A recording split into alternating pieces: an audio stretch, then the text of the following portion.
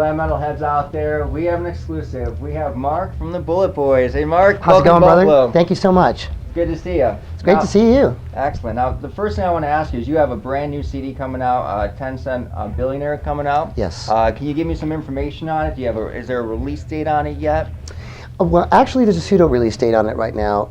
We're looking at most likely the middle of May, going into April. We've had a couple setbacks on the record, nothing too ridiculously extreme, but we were trying to find the right producer for this CD because I put a lot of hard work into this CD for my fans. I've been through a lot personally, and it's taken a lot to get this record to the point where I like to hear it. We're very, very blessed. The producer on this record is Brent Woods. Okay. I've known him for quite a long time. We've been friends for a long time, and he's coming of his own as a producer. And I felt the mix between the personality of Brent and my personality and what I would like, and the way Brent approaches stuff, I thought it was perfect.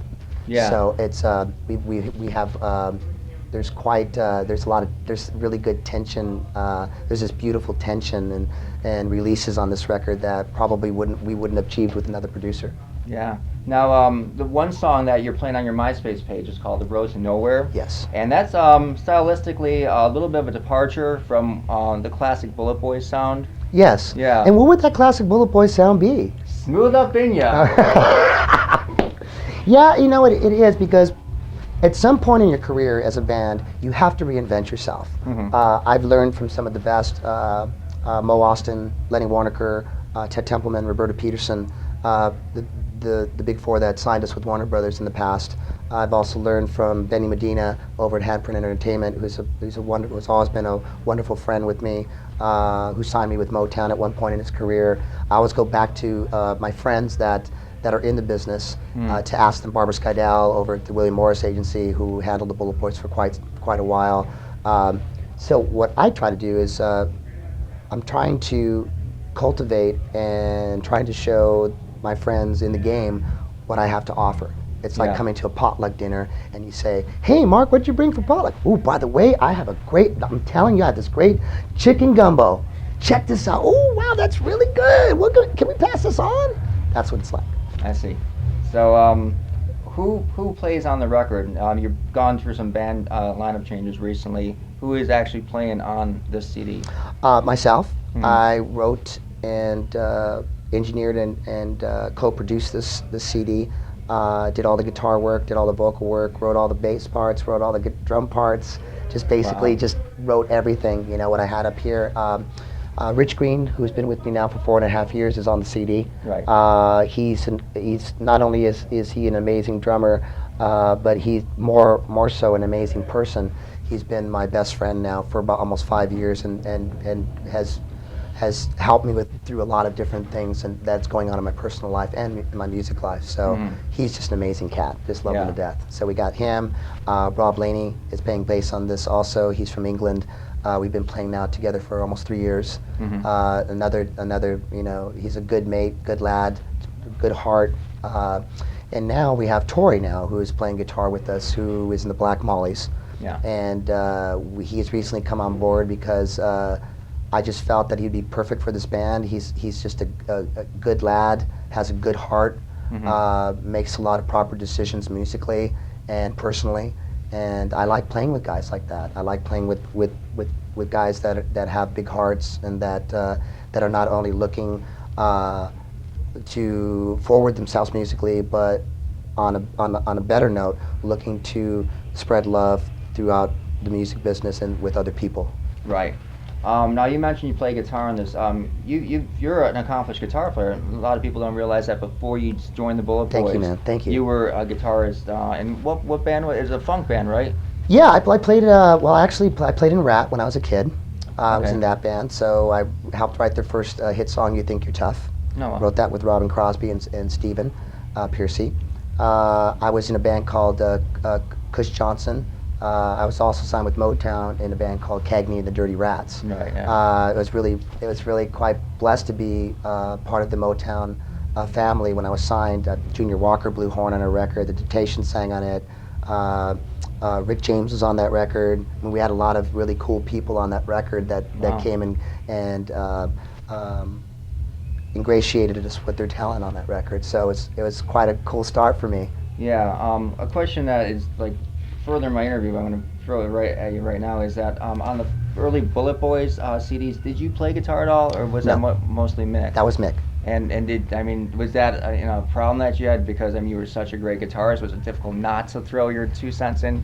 Yeah, it was guitar-wise? tough. Yeah. We'd always butt heads about that. But Mick was, I love Mick Swayze to death. He's an amazing human being, an amazing writer. I know that we were able to share guitar styles with each other, and I was able to show him what I know, and he showed me some of the stuff that he knew, and we were able to play back. But as far as getting and playing guitar on stage, I think there was there was a little something going on. They didn't really want me to be up there on the guitar, but Yeah. so basically, when the original members decided that they didn't want to continue on, I got married, went off, and was married for about 8-9 years, and had a couple kids, and kind of just got out of it a little bit, and slapped in the face by my ex with a divorce that I really wasn't looking for, and went through a period in my life where I had nothing. I was sleeping in my car. I was in Florida, had no place to go, trying to figure out what I was supposed to do. So what I did is I went back to church, and basically found my faith and found my musical prowess again, and to enjoy the music again, because I wasn't enjoying music. I wasn't enjoying it anymore.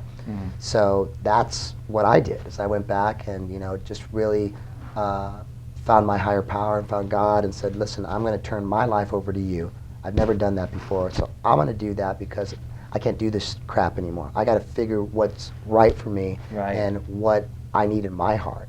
So as soon as I did that and made that commitment, there was so many wonderful things that it just little by little, just things started coming, boom, boom, boom, boom, and all of a sudden, so that's when I found Rich, and we decided to go out, and he said, listen, come on up, let's put something together like a jam band. Yeah. We'll do all your favorite songs, like all the Bowie, Iggy Pop, all those tunes, all these eclectic stuff that you like, and we'll just go out in a truck and let's just have fun. Yeah. You're so talented, let's do this. So it's like, oh, I don't know, blah blah blah. He says, I'll buy you a flight.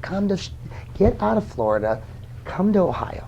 You're gonna die there. Just come over here. So went out there and we started playing together and goofing around and hanging out, and we just decided to go out and started playing places, and no one really knew who we were, and so we weren't playing in front of practically anybody, but we were having such a good time. Yeah. And then all of a sudden we're like maybe a month and a half, 2 months into the touring as Sexual Chocolate. That was the name of the band.